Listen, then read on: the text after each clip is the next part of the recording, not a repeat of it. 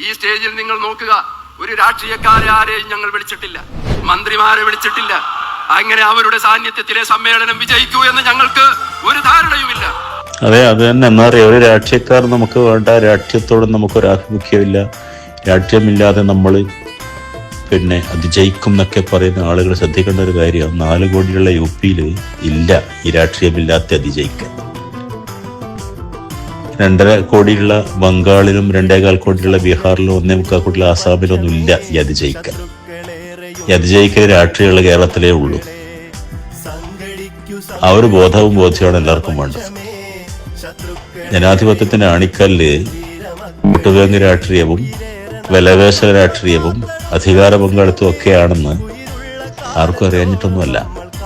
അത് കൃത്യമായി എല്ലാവരെയും പഠിപ്പിച്ചു തന്നിട്ടുണ്ട് മുസ്ലിം ലീഗ് കേരളത്തിലെ സൗഭാഗ്യങ്ങളിലൂടെ. എല്ലാവരും സംഘടിക്കണം, ശക്തരാവണം, നിങ്ങൾ ഒറ്റക്കെട്ടായി നിൽക്കണമെന്ന് കായികമില്ലത്ത് പറഞ്ഞപ്പോൾ അഹമ്മദാബാദിലെ മുസ്ലിങ്ങൾ പറഞ്ഞു, പോയിട്ട് പണി നോക്ക്, നമുക്ക് തുണിവില്ലുണ്ട്. ഡൽഹിയിലെ മുസ്ലിങ്ങൾ പറഞ്ഞു, ഇസ്മായിലിന്റെ കൊടി വേണ്ട, നമുക്ക് കുത്തബ്മിനാറും താജ്മഹലും ഉണ്ട്. മുഗളന്റെ പുകൾപെറ്റ വാസ്തുശില്പകലയുടെ കഥ പറഞ്ഞ അവരും. തുണിമില്ലും അതിന്റെ പണമുണ്ടെന്ന് അഹമ്മദാബാദിലെ മുസ്ലിം പറഞ്ഞത്. ബോംബെയിലെ മുസ്ലിങ്ങളെ പറഞ്ഞത്, ഇസ്മായിലിന്റെ കൊടി നമുക്ക് വേണ്ട, നമുക്ക് ഗസൽ ഉണ്ടെന്നാ പറഞ്ഞു. Everlasting world powers ghazal is there to survive. ഓരോ സ്ഥലത്ത് പോയി മുട്ടി ആ മനുഷ്യൻ, എല്ലാവരുടെ വാതിലും സംഘടിക്കാൻ, ശക്തരാവാൻ. എല്ലാ ആളുകളും അകറ്റി ഞങ്ങളുടെ കായികവില്ലത്തിന്. അവസാനം ആ കൊടി പിടിക്കാൻ തയ്യാറായി വന്നവർ കേരളത്തിലെ, പ്രത്യേകിച്ച് മലബാറിലെ മാപ്പളമരം, മഹാനായ പോക്കർ സാഹിബ് ആ കൊടി വാങ്ങിയത്. ഇങ്ങനത്തെ ആ കൊടി കായികവില്ലത്തെ എന്ന് പറഞ്ഞിട്ട് ആ കൊടി വാങ്ങിയിട്ട് പോക്കർ സാഹിബ് പോകുമ്പോൾ കായികവില്ലത്ത് പോക്കറിനോട് പറഞ്ഞതാ മുസ്ലിം ലീഗിന്റെ ഭരണഘടന. മുസ്ലിം ലീഗിന്റെ ഭരണഘടനയുടെ അന്തസത്ത, അതിന്റെ ആകെ സത്ത. ആ സമയത്ത് പച്ചക്കൊടി പിടിച്ച് മധ്യത്തിൽ ചന്ദ്രക്കലയും നക്ഷത്രവും കാണിച്ച് മുസ്ലിം എന്ന പേരും വെച്ച് സത്യവിശ്വാസിയുടെ സ്വത്വ രാഷ്ട്രീയം സമൂഹ സമക്ഷം സമർപ്പിച്ചു സമുദായം. ആരെയും വേദനിപ്പിച്ചില്ല, വിഷമിപ്പിച്ചില്ല. സർവ്വത സഹോദരൻ കടലിൽ കൃഷ്ണമള്ളി കാത്തു സൂക്ഷിച്ചു മുസ്ലിം ലീഗ് പാർട്ടി. അങ്ങനെ സ്വത്വബോധത്തിൽ അധിഷ്ഠിതമായിട്ടുള്ള സത്യവിശ്വാസിയുടെ സ്വത്വ രാഷ്ട്രീയം, അതിലൂടെയുള്ള വോട്ട് ബാങ്ക് രാഷ്ട്രീയം, അതിലൂടെയുള്ള മുന്നണി രാഷ്ട്രീയം, അതിലൂടെയുള്ള അധികാര പങ്കാളിത്തം, അതിലൂടെ മാത്രമാണ് കേരള മുസ്ലിം സമൂഹം ഇക്കണ്ട സൗഭാഗ്യങ്ങൾ അത്രയും നേടിയതെന്നത് കാലവും ചരിത്രവും സാക്ഷിയാണ്. ഒരാൾക്കും നിഷേധിക്കാൻ സാധിക്കാത്ത വിധം സുന്ദരാം ഫിസോ വ്യക്തമായിട്ട് പച്ച പരമാർത്ഥാണ്. ആ പരമാർത്ഥം മനസ്സിലാക്കാതെ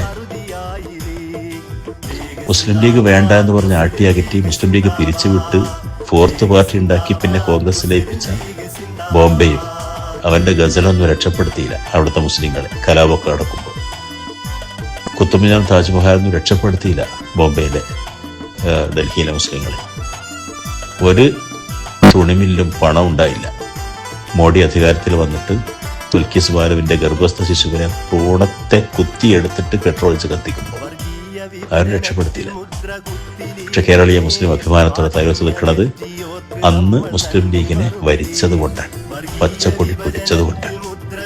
നമ്പ്രോത് തീക്കൊണ്ടാൽ ഒരുക്കിയിട്ട് ചെന്ന് ചാടാൻ പറഞ്ഞപ്പോൾ ചാടിയത് കൊണ്ടാണ് ഇബ്രാഹിമിന് അള്ളാന്റെ തണുപ്പ് കിട്ടിയത്. യാനാർക്കുനി ബന്ധം വസലാമൻ അല്ല ഇബ്രാഹിം എന്ന് തീയോടല്ല പറയാനുള്ള കാരണം, തീക്കൊണ്ടാരം ഒരുക്കിയിട്ട് ചെന്ന് ചാടാൻ പറഞ്ഞപ്പോൾ അഗ്നി പരീക്ഷണമെങ്കിൽ തളരാതെ പിടിച്ചിക്കാൻ തയ്യാറായതുകൊണ്ടാണ്. അങ്ങനെ തീക്കുണ്ടാരം ഒരുക്കിയിട്ട് ചെന്ന് ചാടാൻ പറഞ്ഞപ്പോൾ ചാടി എന്നതാണ് കായികവില്ലത്തിന്റെയും കേരളീയ മുസ്ലിം സമൂഹത്തിന്റെയും അഭ്യുന്നതിക്കും സൗഭാഗ്യങ്ങൾക്കും നിദാനം. മറ്റാരെന്ത് പറഞ്ഞാലും നിഷേധിക്കാനാവാത്ത വിധം ഇവിടെയുള്ള സർവ്വത സർവണങ്ങളും ഖണ്ഡനമണ്ഡലങ്ങളും നമ്മുടെ സംവാദങ്ങളും നമ്മുടെ മതസംഘടനകളും നമ്മുടെ പ്രസിദ്ധീകരണങ്ങളും എല്ലാം എല്ലാം എല്ലാം ആ രാഷ്ട്രീയ സംഘശക്തിയുടെ തണലിൽ മാത്രം ഉണ്ടായതാണ്. അതില്ലെങ്കിൽ ഒന്നുമില്ല എന്നുള്ളതിന് 4 കോടിയുള്ള UP-യും 2.25 കോടിയുള്ള ബംഗാളും ആസാമും ബീഹാറും ഒക്കെ സാക്ഷിയാണ്. അതുകൊണ്ട് രാഷ്ട്രീയ സംഘശക്തിയെ തകർത്തിട്ട് ഇങ്ങളൊന്നും വേണ്ട, നമുക്ക് നമ്മൾ എന്ന് പറഞ്ഞാൽ അത് നടക്കില്ല എന്നത് 100% ഉറപ്പാണ്. യാഥാർത്ഥ്യം മനസ്സിലാക്കാനുള്ള ബോധം സമുദായത്തിന് അല്ലാഹു നൽകട്ടെ. അത്രയേ പ്രവർത്തിക്കാനുള്ളൂ.